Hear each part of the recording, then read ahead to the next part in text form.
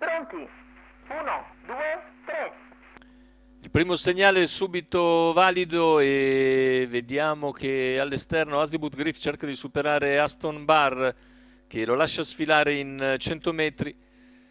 Sfila quindi Azimut Griff, Aston Barr in seconda posizione, poi dovrebbe essere Altair in terza e così via via tutti gli altri. 15-1 il lancio con partenza con i nastri, prendono vantaggio i primi due e Aston Barr sposta presto all'esterno per andare a rilevare Azimut Griff al comando. 400 metri che se ne vanno piuttosto svelti, però considerando la partenza con i nastri, 30 secco il passaggio ai 400, seguono gli altri due del nastro, vale a dire Altair e Athena Griff, seguiti da Aguacate che è stata più sollecita il più sollecito del secondo nastro. 600 in 45,5, continua discreta Numero andatura. 4 Athena Intanto Griff, la rottura Ambio, e la squalifica per Athena Griff che ha squalificato preso Ambio. l'ambio e così in quarta posizione figura ora Aguacate. Completamento degli 800 in 1 minuto e 5 decimi, mantiene il ritmo costante ora l'allievo di Alessandro Gocciadoro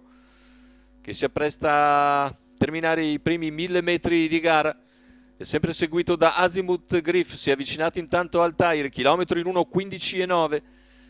Secondo passaggio davanti alle tribune, Aston Barr leader nei confronti di Azimut Griff, Altair, Aguacate che sposta all'esterno per anticipare Anni Pan, più indietro invece Attrazione. Intanto 14,9 davanti alle tribune, Aguacate si avvicina comunque, raggiunge il sediolo di Azimut Griff e continua nella sua progressione per avvicinare Aston Barr quando siamo a 700 dal palo. In vantaggio Aston Barr, Aguacate al largo, rimane al sediolo, poi Azimut Griff e Altair che hanno perso qualcosa nel velocità di questo parziale in 14,8. Siamo ora al paletto dei 400 conclusivi con Aston Barr in vantaggio, ma deve essere richiesto per respingere Aguacate che rimane al suo sediolo e tenta di avvicinarsi ulteriormente. Azimut Griff in terza posizione, poi Altair, completamento delle piegate, ingresso in retta d'arrivo, si presenta in vantaggio Aston Barr, insiste Aguacate all'esterno, alla corda Azimut Griff, ultimi 100 di gara con Aston Barr in vantaggio. Aston Barr nel finale controlla e chiude per vincere nettamente. Secondo posto è per un ottimo Aguacate che piega nel finale Azimut Griff 1:14,9, ma c'è ancora un 29,3 a chiudere dopo un 28,9 di penultimo quarto.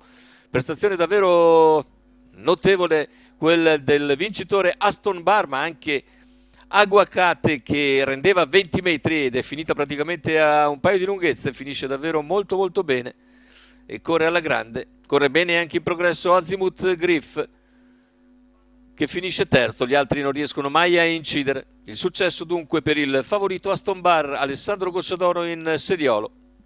2,04 la quota al totalizzatore.